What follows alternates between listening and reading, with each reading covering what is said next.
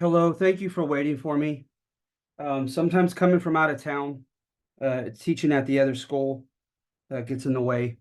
So let's see here. Yeah, I just pulled up and let's see here. Let's continue with your names and your extra credit points. Also, pretty soon here, likely the weekend, I'm going to begin grading your stuff. So thank you for your patience on that as well. And it's good to see the familiar names. All right. So as I'm getting into the Southern Colonies and explaining what I intended to convey on each of them, are there any questions? Any questions or comments?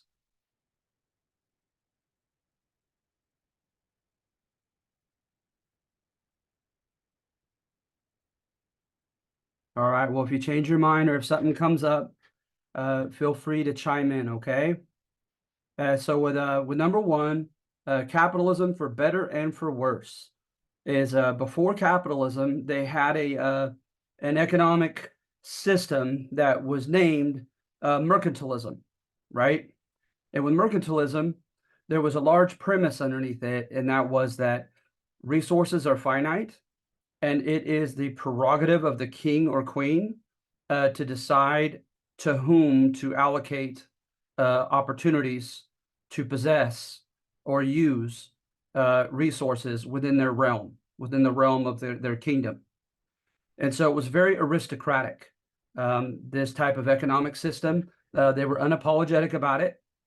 And so oftentimes you had to have the right family name, the right political ties, etc., to do to trade in certain highly profitable commodities. So like I mentioned with the Spanish, sugar and cocoa and human trafficking with African slaves and native slaves captured in war. They were highly lucrative ventures, and only those with express papers and permission were allowed to engage in them. And then also, you had the governors who were the allocators of land. Really, it was a native's land, obviously, but once they claimed it, the allocation of land. And like in Virginia, for instance, they gave the best land, which was known as the Tidewater region. They gave the best land to well-connected aristocrats to such a degree that they were called the Tidewater elite, holding lands in the most um, fertile area in Virginia. So at any rate, things began to change, though. They began to erode, and as often happens, it's by chance. Oftentimes, it's not as if the people on top wanted to relinquish monopolistic control, but it began to happen that way anyway. So at any rate, for one, you had the enfranchisement, and that's just a fancy word for they were granted citizenship rights. You had the enfranchisement of the bourgeoisie. Bourgeoisie just means people of the city, and they were not nobles and I'm talking about back in England proper. And they began to push as often happens in human history. You have a demographic that does economically well. They soon want to do politically well as well, right? And have some power and participate in government. So they were highly represented in the lower house of Commons in Parliament, and they began to shake things up. And so the monopoly system, not to mention uh, imperialism, taking over these other lands, the crown could not control it. And that was the downside for the crown, because on the one hand, it seemed like a win-win for the crown, right? Okay, just let anybody go capture land that's either considered virgin soil that hasn't been touched, or is considered pagan, non-Christian land, and it's been taken in holy war or something tantamount to that. And if they die, if they go broke, if things go awry for them, that's not my problem as the king. But if they do well, well then, They still are just using the land that they're entitled to. It's under the crown technically, so it'll be my land. My flag will fly over it. My laws will be abided by within it, and also I get my royal 1/5 of everything, taxing on everything that made money. So it seemed to be a win-win for the kings and queens, but the downside is it started creating this kind of parvenu class. Parvenu is someone that's like nouveau riche, right? Who had never been rich, never been an aristocrat, and suddenly comes into wealth, into power. And so Spain definitely had to deal with it as well. And Hernan Cortez is the most famous one that started getting very rich after the fall of Mexico, and they began to find a need to hold him in check. So at any rate, you have all these factors going toward the disintegration, the slow, gradual eroding of the mercantilist economy of England. And so opportunities are burgeoning. They're being born. They're growing. And so for one, right? Let's see here.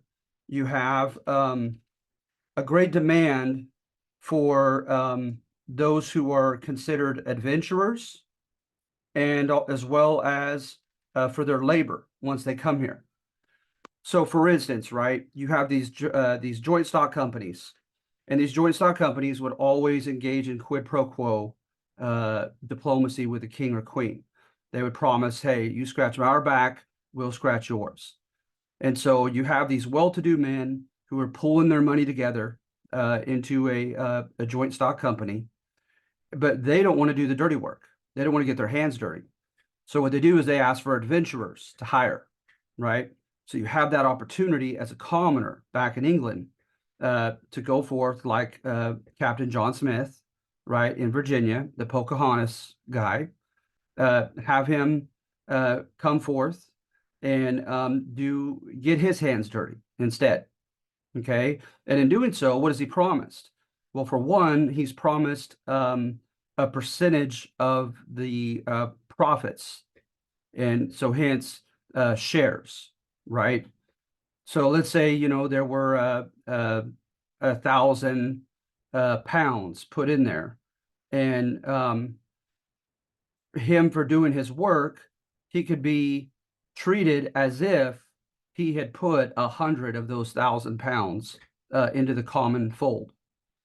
And so then in doing such, that would be considered 1/10 of the investment, and he would be entitled to 1/10 of the profits, right? And their big profits, as you probably know, will emanate from tobacco in Virginia and the Chesapeake and Maryland. So at any rate, you have a chance to do something like that, to get your hands dirty, come here as an adventurer. And then you also have the opportunity to be an indentured servant. And with indentured servant, you're a serf in European parlance, but you're virtually a slave. You're a serf for usually it was 3 to 7 years. And when it finished, you were promised freedom dues. And freedom dues entail land, goods, and food. And also they're supposed to have taught you some type of trade, okay, with your freedom dues. And so then you could mark off on your own. And so to some of these people, you had a spokesman for indentured servitude and a guy named George Alsop. He was in Maryland, and he contended, you know, like, you know, I don't want to offend anybody, but perhaps like going to college and throughout college working as like what I did personally, work as a custodian or work at Burger King, etc. You're doing a menial job, a job that in which there's not a lot of future opportunities for advancement. It doesn't pay well. It's physically grueling, right? So you're doing a job like that temporarily right? Just to get on your feet. And then, of course, they would contend that it adds character, it develops humility, it teaches you the work ethic, the so-called Protestant work ethic, etc. So some really swore by this, and then others, of course, contended that it was a trap from which you never really could escape. Um, and it's not that simple of a dichotomy, splitting these two into these categories, but there is enough truth to it. I'm going to say it anyway. Is it seems like the system of indentured servitude worked much more successfully in Maryland than it did in Virginia. Virginia is going to have a lot of drama and conflict with not only the indentured servants, but the ex-indentured servants, those who had finished their term and contended that the opportunities promised them afterward were not there. All right. So you still have opportunities to do such as that. But then I said, so basically, there were opportunities now burgeoning from the disintegration of the mercantilist economy and from the experience of colonizing North America that gave common poor people opportunities that they may not have had prior to this generation and back in England. All right. But then I say, well, but there's an uglier face to it. Look at, for instance, the headright system. You were granted sometimes more than 50 acres for every laborer that you brought with you that you were responsible for. Because remember, the 3 to 7 years, you would attend to their physical needs, address their medical issues, feed and clothe them, etc. So if you could afford, if you had that kind of money, to have hundreds of indentured servants, you got 50 acres of free land for each individual one. And that could add up to a lot of acreage. All right. So the headright system was one thing that occurred. You also had the fight between those who were offering the jobs and those who were trying to vie for them. So, for instance, a lot of people wanted to be cash crop farmers. That was the big thing in the South, is grow some kind of crop and sell it for profit. But a lot of people could not do that. They could not they could not compete with the big planters. The planters just had too much capital. They had too much money to begin with, to play with. They had too many laborers. They could outproduce you through, economies of scale. And so good luck competing with that. And then you had in the cities, in or near the cities, is you had the different smith shops. They were called grog shops, Grog. They would teach you how to work metal, but they wouldn't do it for free. You had to offer them your services. Sometimes you had to pay money, but yet that was an opportunity to be an artisan, Artisan, and that's a skilled worker of some sort. And then, hire out your services, sell them to the people around you. And so it was bittersweet that, yes, there were these opportunities burgeoning for the common people, but there was always someone there to outdo them or to exploit them or to exclude them. And in the case of the kind of bourgeois people in the cities, is some people tried to treat their little guilds like the guilds, GUILD, back in England. And the guilds were very, very isolationist, very, very exclusive. Okay. So at any rate, you look in Virginia and you could see the development of an aristocracy. Remember, aristoi in Greek means the best. So it's a group of people that contend that they alone have certain opportunities, certain powers, certain privileges that others need not be entitled to. And so you have an inequity, right? And to me, inequity just means an imbalance, an unfair imbalance economically. Okay. You had inequity in land ownership, for sure.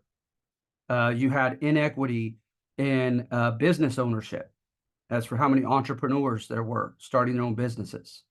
You had that. And then also when it came to politics and who ruled, it was even worse. So look at this. To make matters worse, Fisher contends that gentry class landowners, by the way, gentry class are the class from South and West England who had been connected to the nobility historically, going all the way back to Rome, having England as Britannia. And so these dudes were used to people showing deference to them, like knowing your place and bowing down to them and being obedient, etc. People were deferential to them, these gentry class owners, landowners, in order to secure the vast size of their family estates, often followed the English tradition of primogeniture, giving the land in one piece to the eldest son only. Okay. This economic domination coincided with political hegemony, is a fancy word for domination, right? As 117 of the 152 members of the Royal Council of Virginia in the late 1600s and early 1700s identified with the aristocratic gentry class. So easily, I would think I'd have to get my calculator out, but I think you're dealing with about 2/3 of the gentry or of the Royal Council members were gentry class. All right. In said Royal Council, this elite group could control exchange rates, manipulate access to land and credit, make others decisions to further line their own pockets. And it wasn't solely the Royal Council that constituted political positions virtually monopolized by the gentry class, from which they could secure their economic domination as well. The offices of Secretary, Treasurer, Auditor General, Receiver General, Surveyor General, Collectors, seats in the Assembly, which is the lower half of the legislature of Virginia, were also primarily occupied by well-to-do members of the gentry class. Okay.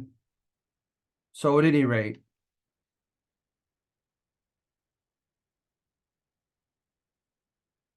and then I do a contrast with those living in the Piedmont.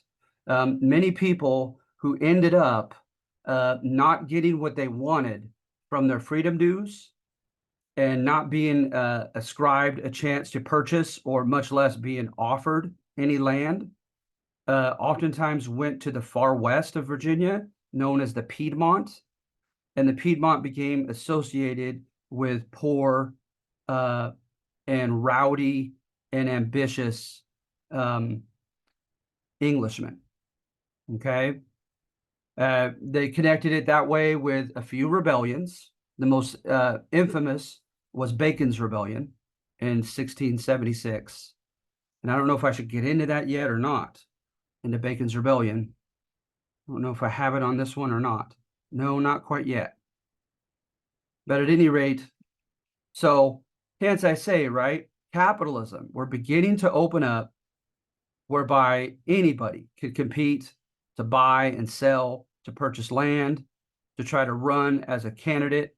Of course, if you're English American, because what they did is they went by two categories for subjectship. They didn't have the term citizenship yet, but that was the closest thing to it. And to be a subject, either went by blood, that both your parents were English-born people, or it went by location of birth, that you were born in English domains. Okay, the English domains one worked out under a Scot. A Scot fought for his citizenship rights, and he won. Them contending, hey, as of 1707, so that was later than this. As of 1707, there is now Great Britain, and Scotland has been, taken in under Great Britain and under England, and so hence Scotland constitutes British land, and so hence he was born there, and British land and British domains and so forth. So it carried over here as well. This was an English colony. So you're born in an English colony, you're a citizen. But it didn't work out that way. They made exceptions, of course, because they had the blood argument as well. And if they contended that you were, if you were black, if you were Native American, etc., you had a much more difficult time. If you were another European nationality, they would give you denizenship, it was called. And denizenship meant that you were granted certain citizenship rights for a certain period of time under the complete whim, as long as he wanted it to be, of the king or queen. All right. So at any rate, capitalism did open. There relatively became, and remember, relatively just means compared, right? Relatively, more opportunities appeared in the opening of the Americas for poor white common people, poor white English Americans. But, right, there still was great inequity between the rich and the poor. The rich still had a huge leg up over the poor. Okay? So that's what I contend on number one. Any questions? All right, number two, I'm not going to get into as much detail. I'm going to try not to because I want you to read it. I mean, I want you to read all of these for test preparation. But yeah, I hope that you find it interesting. Is the English coming in here, right? I find it interesting. Look what it says from the main contributors, financial contributors that were back in England to their joint stock company. The natives will grow discontented with your habitation. Okay, think about that for a minute. So therefore, immediately try to get food for yourselves and build a military fort with an invulnerable facade. A fort that says, don't mess with us, you won't win. Please also avoid selling or giving arms to the natives. And while trying not to offend the naturals of the land, make sure that you take care of your own firstly. So as I say here in the handout is, this is the perfect picture of the ugly imperialist, right? The ugly bully is the English know, you know it from the commands of their leaders. They say, hey guys, when you go there, the natives are not going to be happy about it. They're not going to want you there. So hurry up and get yourself food, build an invulnerable facade. Don't give them any of your guns. Don't go out of your way to make them angry, but you take care of yourself first. Right? And so it's like, we know we're not going to be wanted, but we don't care. We're coming anyway, and we're coming to get ours, whether you want us to or not. And also with that cynical of preceding assumption, right? I argue that they're creating a culture, an environment of distrust with the Native Americans right off the bat. Well, that culture, that immediate culture of distrust is only going to be exacerbated by events. As you may know, there will be a series of misunderstandings, a series of hostile acts. When one side feels threatened or afraid, it could resort to some ruthless activity. And so according to this, like I said, you have, I don't know how much I want to get into it, but notice the strangers, as they're called. And I love that, sasantasas. I love that in this book, is that it always reminds you, just as little subtle clues like that, calling them by the Native American name, the what was it, the Muskogean name for stranger, to remind you who the strangers were, right, and whose land it was initially. And so they come in, they're aggressive, they take what they want. Then, when the great leader grabs their leader and demands that he become his sub chief, he be his eyes and ears for the English that are coming in droves into Virginia, and that he provide him with what he demands, he finds that John Smith is not a faithful ally. He doesn't hold up to his word. Okay. Then at the starving time, you get accusations both ways. 1609 to 1610, they began to literally starve in Jamestown. And they contend that as they went out to fetch water or to kill some type of animal for food in desperation, that the Native Americans would attack them once they left their fort. But of course, the Native Americans contend that they sat back and were just in consternation. They're like, what are these new little white people doing? Like they're not farming anything.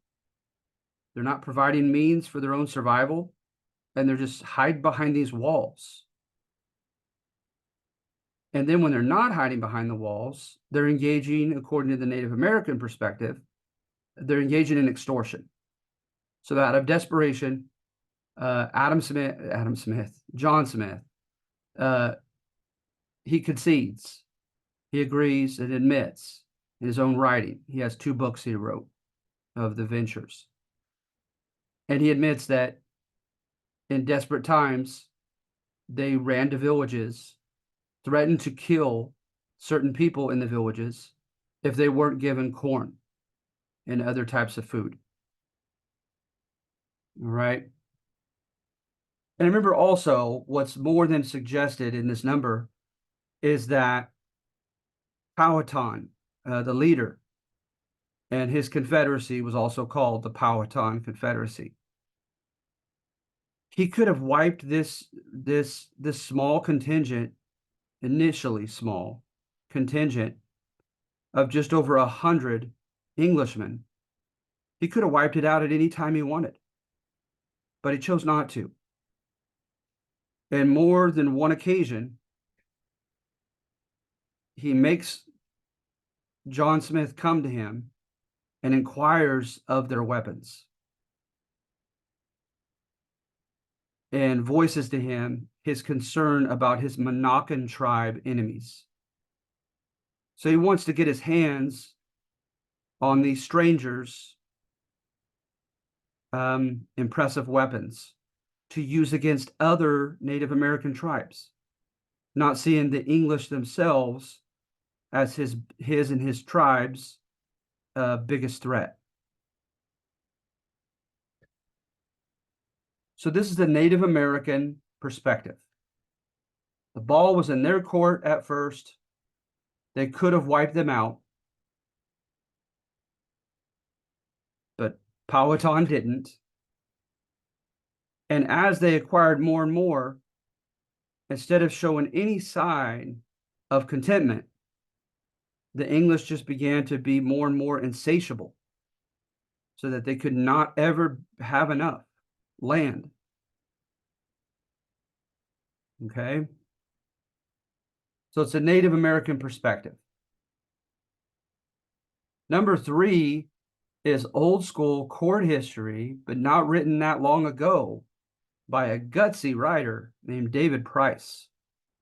This guy actually is going to make enemies and villains of the Native Americans, believe it or not.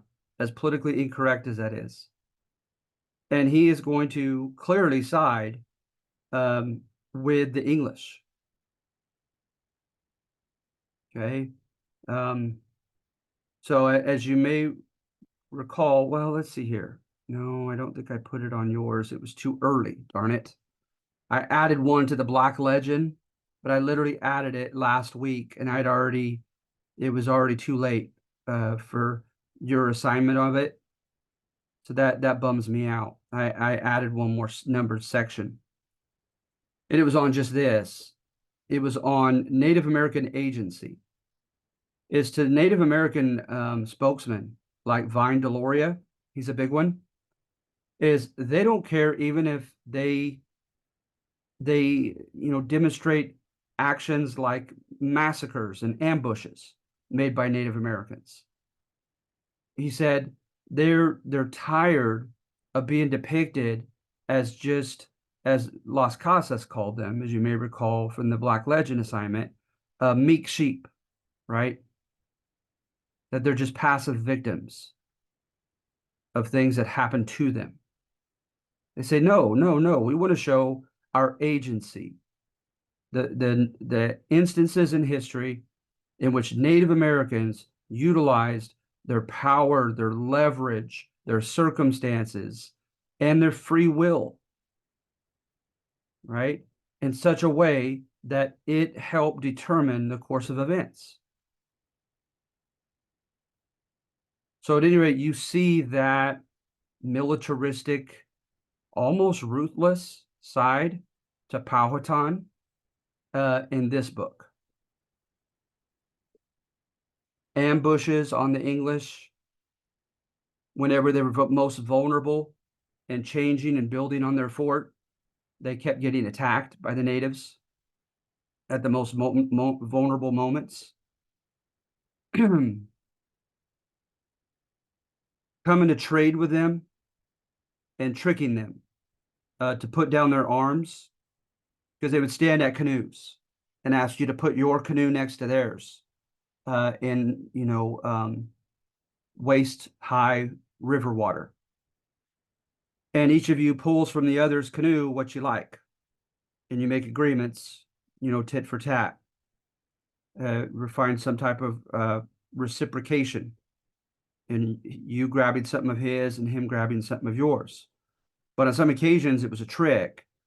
They would motion for them to put their guns down while they were trading, and then they would just capture them. And in some cases, the horrible cases, like with Ratcliffe and a guy named George, oh, I can't remember the poor guy's name, George something. But at any rate, they demonstrated the metote against them. They would tie them up at a stake. They would start literally like kind of cooking them, setting a fire at their feet, and they would begin skinning them up their shins and up their calves, and beginning to get rid of their flesh, their skin. And then in some cases, they would even begin to cook and eat parts of their body. So at any rate, it wasn't always the case that Native Americans were just simply, these kind, innocent victims. Okay. But notice what he does is he goes a step further than defending the French. Is he really praises John Smith. And he says John Smith earned his stripes. He rose by merit. When they initially had their Council of Five, he wasn't a part of it because he didn't have enough money and because he wasn't noble. But time and time again, he had wise decisions. He had wise ideas in the eyes of the other people for what to do under given tense circumstances with the natives. And it seemed like events kept confirming the wisdom of his ideas, until finally they had to begrudgingly accept him onto the council. And then before you know it, by the time all was said and done, they were treating John Smith as the governor of Virginia, virtually. So at any rate, virtually. So at any rate, he merited his job.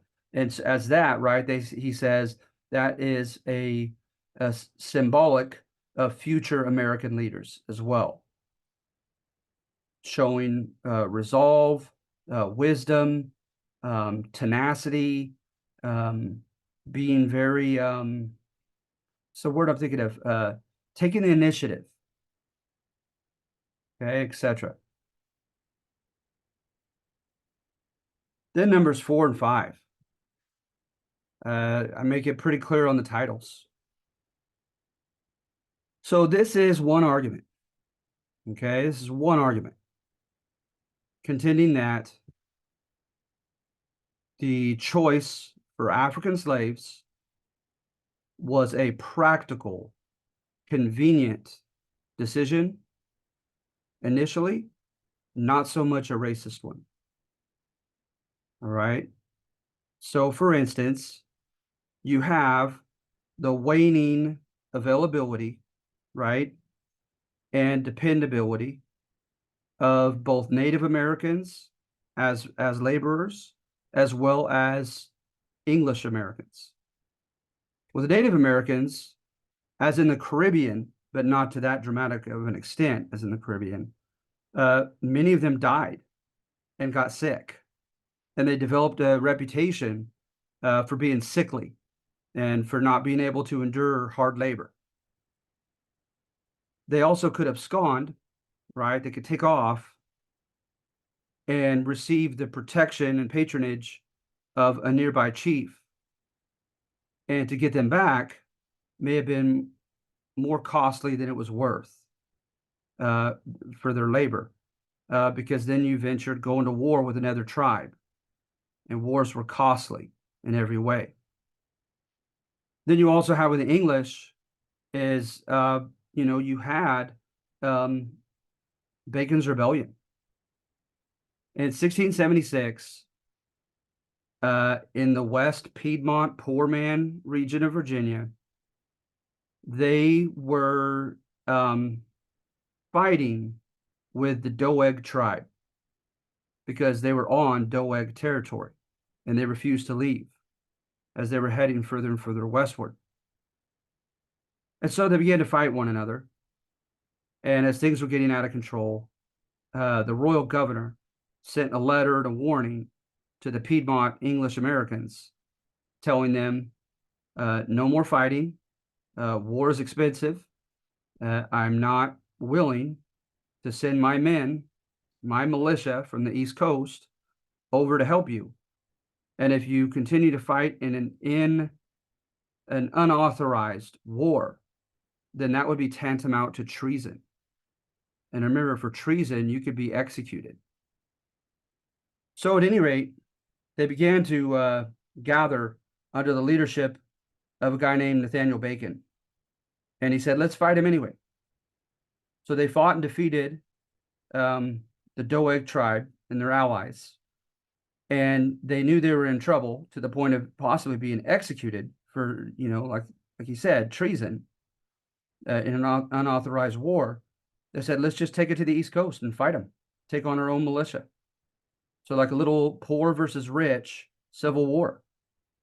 So that's exactly what they did. And they actually prevailed. They initially prevailed. The governor had to flee to the Caribbean, and the militia was defeated. And Nathaniel Bacon and his other cohort declared a nation of liberty and for the common man.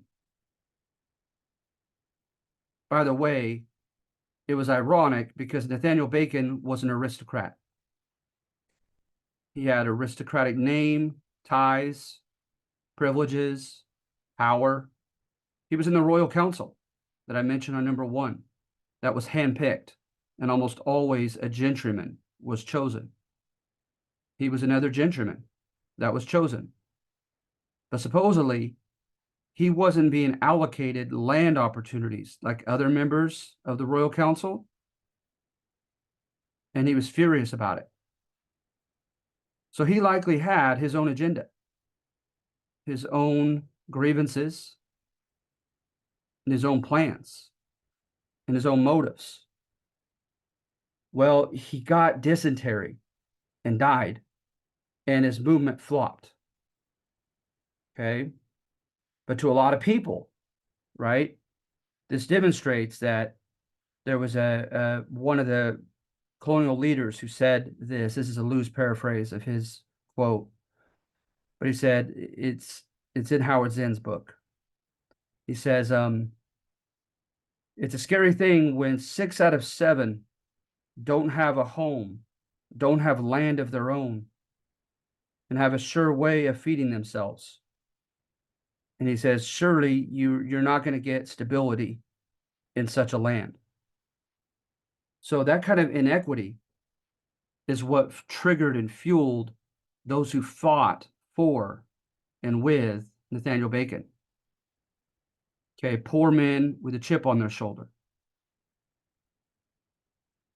But what they likely succumbed to was following a demagogue.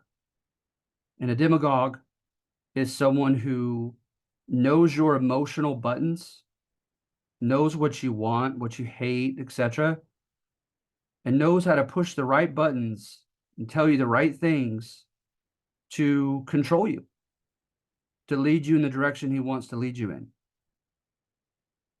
And so at any rate, that's what happens. And I kid you not, the Virginia Assembly met just after the conclusion of all this affair, of this Bacon's Rebellion, and they contended that indentured servants and ex-indentured servants are proven to be a political liability. They can't be trusted. They're too restive. They demand too much. And when it's not met, when their demands are not met, they're too likely to get physically violent. So while this is going on, right, you also have what is tantamount to a surplus of African slaves. So look at this. Conversely, the availability of African slave laborers in English North America at this time increased, despite efforts by European monarchs to secure monopolies in trading African slaves to the Americas. Those monopolies, without exception, financially failed. So they opened up the slave market as like a free capitalistic rat race for anybody who wanted to trade in them. The Spanish crown began offering contracts to French, Portuguese, English, and Dutch companies. The English crown's monopoly company sold rights to any takers in return for a 10% tax payment, and the French crown eventually declared free trade in slaving. Moreover, changes in Africa's conditions also enhanced the number of slaves being caught, sold, and shipped. Portugal's hold over the Congo increased. Empires like the kingdom of Nongo and Lunda disintegrated, and rival tribes made war upon them, capturing and selling more slaves to the Europeans. Consequently, countless independent merchants began shipping African slaves to the Caribbean, so that the supply of this human cargo, quote, glutted the market, and prices for slaves, quote, plummeted. So you get where I'm going here. You have a decreasing reliability and availability of Native American and English American slaves. And at the same time, you have the increased opportunity to buy increasingly cheaper and more African slaves. And then, of course, from that is you have the development of the slave codes. And the development of the slave codes contended, I know what that says, I want to get back to that. The role of the slave codes contended that you could have uh, you could have not only the slave for life, but you could have the slave's children. It was inherited. All right. And then in addition to that, you had the Pope, the Portuguese, and the Spanish, okay, had all decided in these very popular debates in Madrid and in Rome that African slaves were much hardier, much less prone to succumb to disease and fatigue, etc., and that this hardier constitution rendered them ideal to be slaves. So on one of these books, I don't know if I have the numbers, but for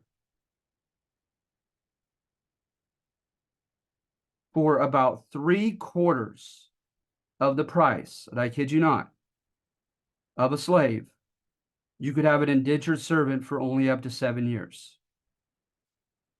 Or you could pay not even quite a quarter more than what you were willing to pay for the indentured servant and get a slave for life and his or her children. So I try my best on this one, and I got this from a couple different books to try to support that thesis that slavery was it was a practical decision. However, oh, and then right here, look, I talk about racist things, and Ibram Kendi, who's a big spokesman for African Americans today, writes and others, how economically convenient when they began to make racist assumptions about Africans. So some people contend, you guys, that racism was a convenient way, that racism was basically stoked. Notice, I didn't say invented or fabricated, like out of nowhere, as if it didn't exist at all. But that kind of like a fire that had just not much of a flame. You blow oxygen on it and put some gasoline on it, and you're going to stoke it, right? It's gonna blow up. It's gonna take off. Some people believe that racism was stoked as a convenient way of not only justifying the exploitation and the brutality toward African slaves, not only also to keep the poor whites and the poor black populations fearful of each other, hateful of each other, competitive with each other, so that they don't unite against the well-to-do, right? But also there was a third one I can't recall right now. I'm sorry. But that these are reasons for doing this. Then number 5. I'm not going to get into the specifics of, Aristotle called the Ethiopians burnt faces. I mean, it gets worse than that. All right. So what I do here is I develop a narrative of a long European and Near Eastern tradition of labeling, engaging in prejudice toward people from Africa. And then some of these works, like Leo Africanus,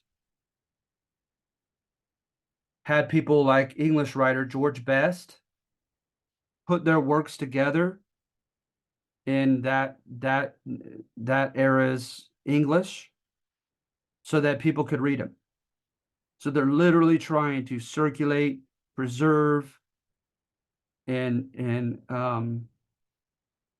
what's the word, publicize uh, these awful caricatures of Africans by people like Aristotle all through the Middle Ages.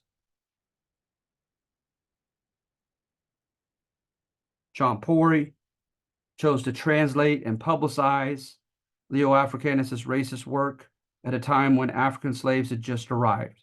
Well, that's convenient. And then you have cases. Who was it? Hugh Davis slept with a black woman and they were whipped. Actually, this time, let's see here. Yeah, Davis was publicly whipped the first time, and the woman that was in a similar situation, not her, was whipped the second time. Antonio the Negro Johnson, Anthony Johnson. This guy owned land in Virginia and Maryland. He went up to Maryland as he often did for various reasons. And coming back, he found his property confiscated in Virginia. He said, "I'm not guilty of a crime. I'm not derelict on paying my taxes. What's going on?"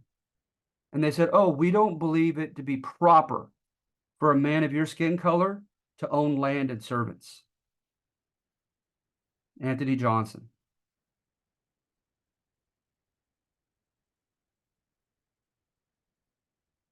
At any rate, there are others. All right.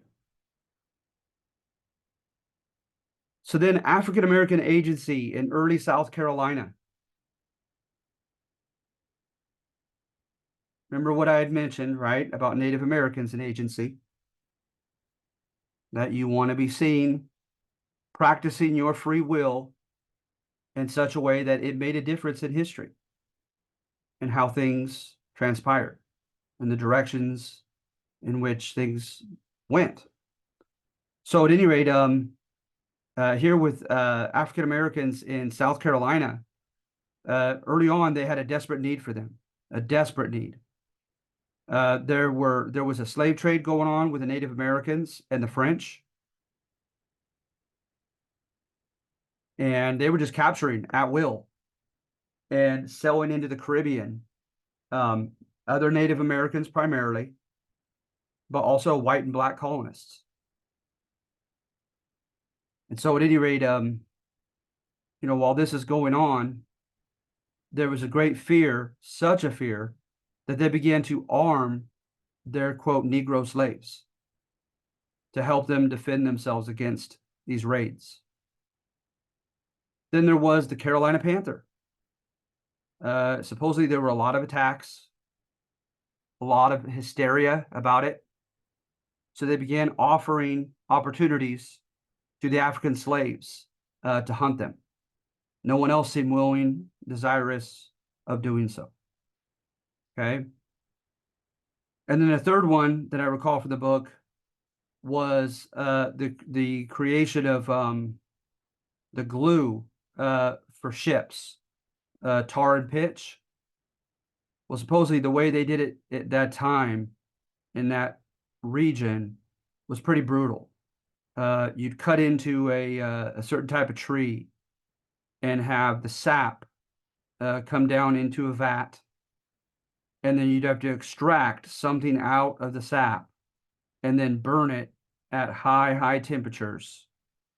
And it was messy. You could often and oftentimes did get burnt, and hence no one else wanted to do it.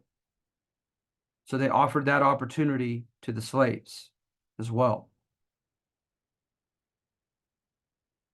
And they also relied upon the slaves to help them with sugar cultivation, sugar and rice in South Carolina, because they had used that, they had cultivated that back in Africa on the Ivory Coast, and they did it better than the Englishmen could. So there was great need for them in that as well. So the African Americans, seeing that there's such needs for them, they were no dummies.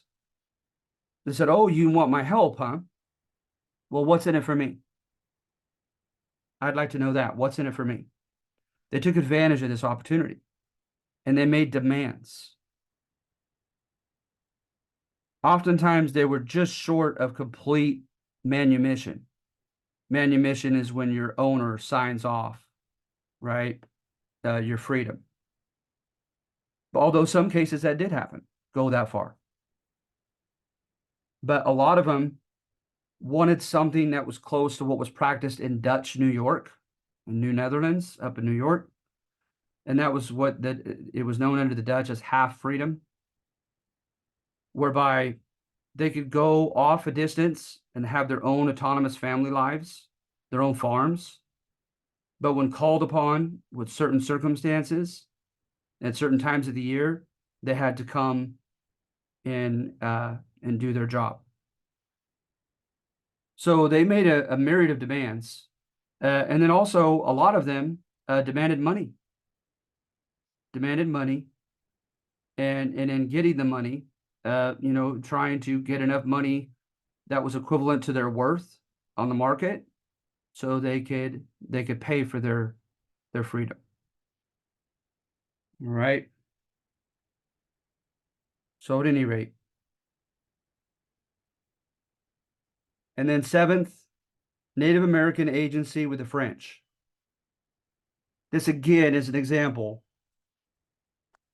that some historians and spokesmen amongst Native Americans, etc., are so adamant about demonstrating that they too had power.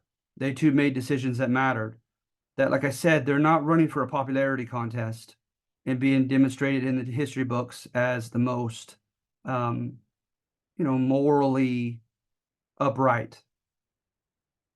So on this one, when you read this book, the Native Americans were just downright bullying the French. The French would come and ask them to become a military and a financial ally, okay, to these different tribes in the southern part of Louisiana, the southern part of the Mississippi River. So these different tribes would say just a myriad of things. All right, well, I don't like this other tribe. If you sign up with me, you can't sign up with them. If you trade with me, you can't trade with them. And so the French had to literally like take notes as to the different demands of different tribes. Others contended, right, that we'll trade with you, but we're not going to fight our brothers, our Native American brothers, because the French were pretty bad to do that. Is when they would go to war over anything, they would make demands that their allies fight with them against their enemies. So some contended from the get-go, nope, not playing that game, not fighting other Native American tribes. All right. And then, of course, another common characteristic of them showing their agency regarding the process of making alliances with the French is that a lot of them reserved the right to revoke it at any time they wished. The French were not happy with that one. But in many cases, what could the French do? They were desperate. They didn't have a large enough army.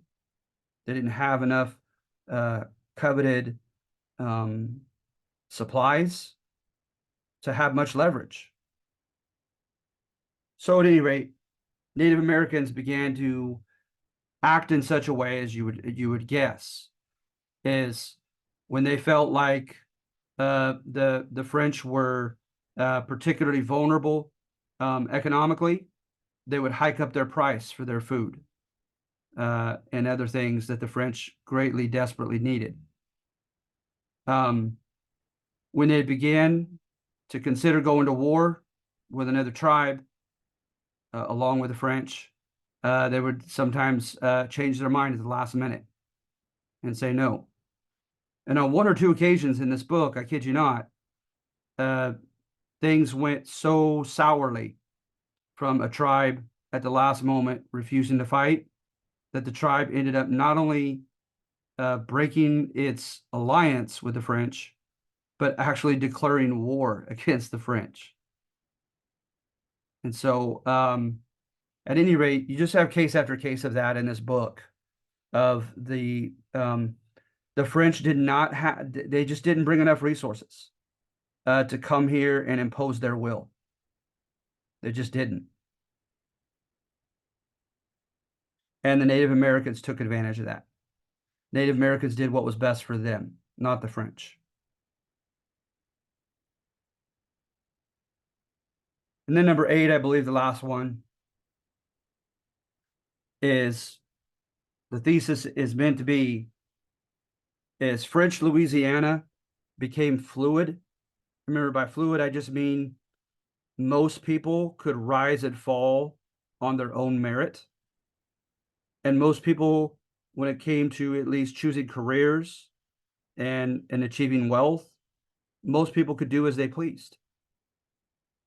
So that French Louisiana became fluid, but not by design, almost by accident. All right, so remember that for the test, not by design.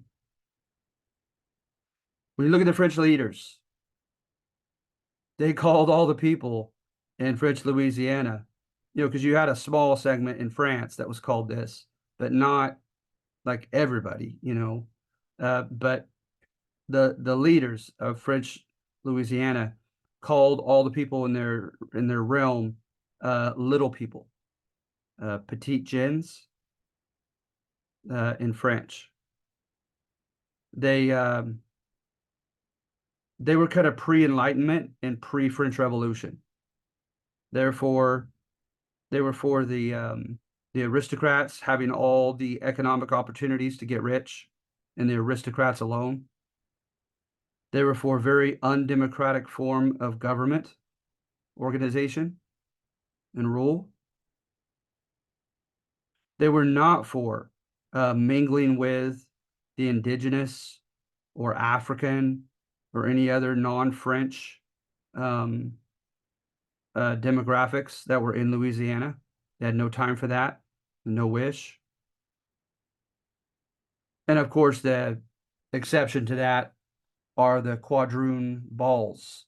The quadroon, like dances, that's where they would choose partially biracial African women to be their paramours. Oftentimes they would do this in public fashion, even having wives, and they would pay for a nice place to live for these biracial girls. At any rate, with that exception, the powers that be didn't desire to give much power, anything, or opportunities to people of color. So what happens is people began to do as they pleased. The soldiers, they literally brought like mail order brides from France over. That did not work. By and large, the soldiers had children with Native American women instead. So then they had to decide, okay, fine, let's let their kids be baptized in the Catholic Church, and let's let their sons inherit from their dad, etc. But that was begrudgingly, conceded. You had people that began to do as they please with jobs, especially as artisans and as merchants. So as artisans, right, that's skilled workers making something by hand, and also as merchants, especially because the much coveted European products were not coming from France as promised.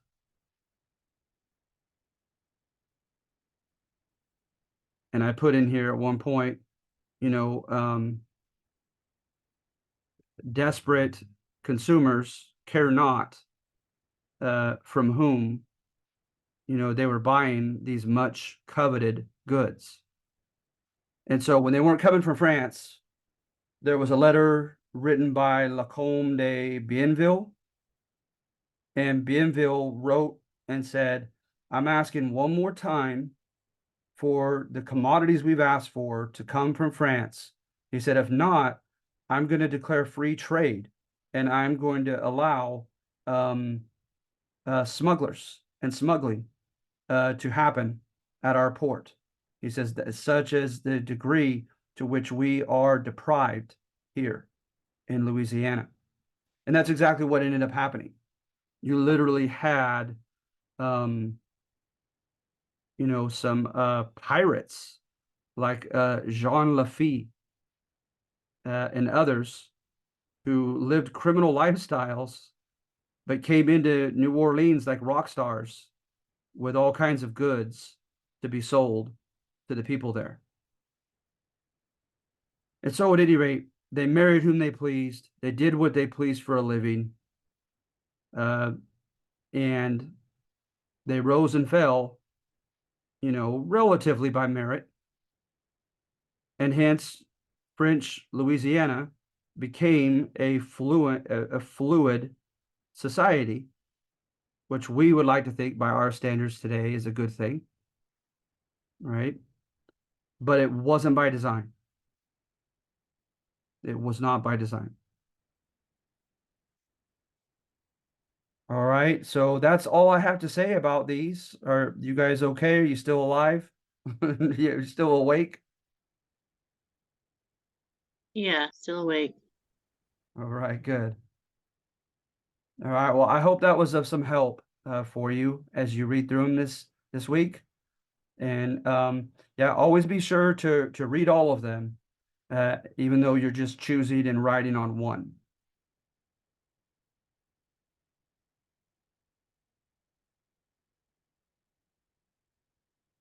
All right. So before we go, are there any comments, any questions, anything you'd like to say?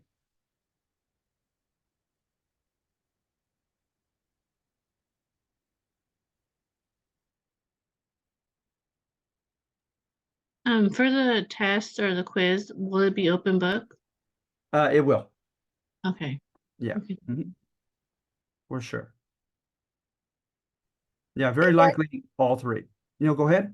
Is our test going to be on the events themselves or how they're written about in these sections that we're reading? They're on it's most of it is on these sections. Yeah, most of it is. And I'll tell you what I can do is I'm okay with that. Is I think as soon as I get off, I am going to I'm going to go to modules and go to the bottom of that list of things pertinent to test one. And I think I'm going to put up as a file test one and let you actually look at the test. That sounds awesome. Okay, good. Good. All right, so I'll do that. All right, so anything else? You ladies okay? How long are you going to keep that open? Just for the night or until it's time for our test? Oh, that's a good question. Probably until the time of our test. Okay, sounds great. All right, thank you. Thank you. Have a good night. You too. Thank you. Thank you. Have a good night. Good night.